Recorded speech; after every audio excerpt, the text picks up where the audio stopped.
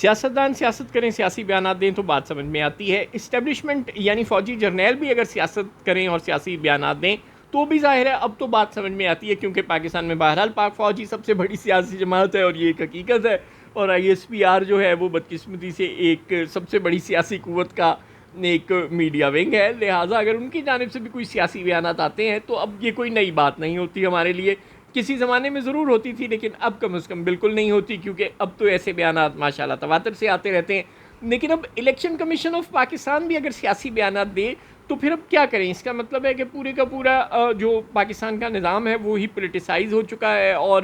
ادارے بھی اب سیاستدانوں کی طرح ہی ریئیکٹ کر رہے ہیں. چیف الیکشن کمیشنر کو ظاہر ہے سب کو پتہ ہے کہ انہیں کوئی شرم کوئی حیا نہیں ہے. انہوں نے کسی کا اعلیٰ کار بن کر پورے الیکشن کو رگ کیا اور نہایت یعنی غنڈہ گردی کے ساتھ انہوں نے پورے الیکشن کو ہائی جیک کیا. اور اب جب سپریم کورٹ آف پاکستان جو کہ الیکشن کمیشن سے بڑا آئینی ادارہ ہے، ہم سکندر سلطان راجہ صاحب کو یہ یاد دلا دیں کہ اگر وہ اپنے آپ کو آئینی ادارہ اور کوئی بہت بڑا ترم خان سمجھتے ہیں تو انہیں یاد ہونا چاہیے کہ وہ تو ہائی کورٹ کے بھی آرڈرز کو ماننے کے پابند ہیں. تو اس وقت تو ان کے فیصلوں کو اڑا کر رکھ دیا ہے سپریم کورٹ آف پاکستان نے. 8 فروری سے پہلے اور اس کے بعد سے لے کر اب تک کے الیکشن کمیشن آف پاکستان کے ہر فیصلے کو سپریم کورٹ آف پاکستان نے غلط، غیر آئینی اور ڈھٹائی اور بے شرمی پر مبنی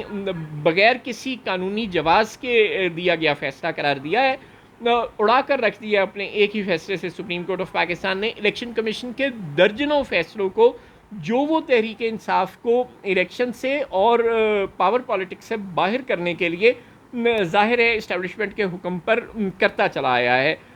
اب الیکشن کمیشن بجائے شرمندہ ہونے کے، بجائے چیف الیکشن کمشنر صاحب مستعفی ہونے کے، نہایت ڈھٹائی کے ساتھ فرما رہے ہیں کہ ہم نے تو کوئی غیر آئینی فیصلہ نہیں دیا، کسی فیصلے کی غلط تشریح نہیں کی اور پی ٹی آئی کو سیٹیں دینا سمجھ سے باہر ہے. کیا supreme court of Pakistan election commission کی جانب سے اس طرح کی خبریں بھلے وہ ذرائع سے ہی باہر آ رہی ہیں، ان ذرائع کو بلا کر پوچھ سکتا ہے کہ یہ خبریں چیف الیکشن کمشنر صاحب کیوں دے رہے ہیں اور کیا چیف الیکشن کمشنر صاحب کو کوئی حد تک عزت کا نوٹس سپریم کورٹ دے گا؟ این ممکن ہے کہ چیف الیکشن کمشنر کا میڈیا ونگ ان قریب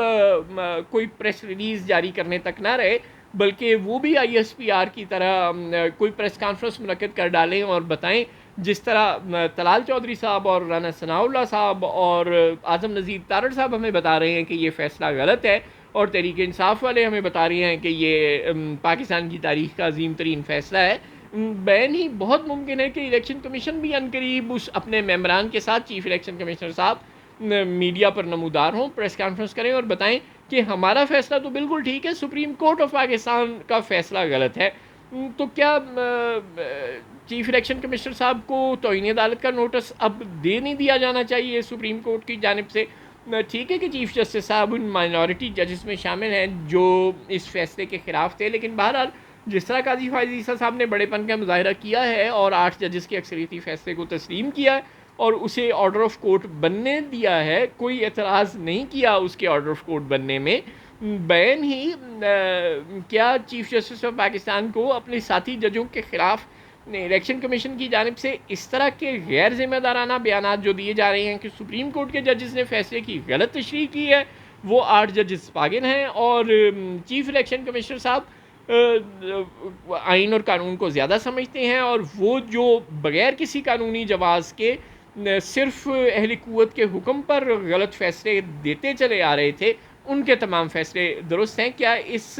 قسم کے غیر ذمہ دارانہ بیانات پر کوئی توہین عدالت کی کارروائی نہیں لانچ کرنی چاہیے سپریم کورٹ کو چیف الیکشن کمیشنر کے خلاف، to set an example, to make him an example?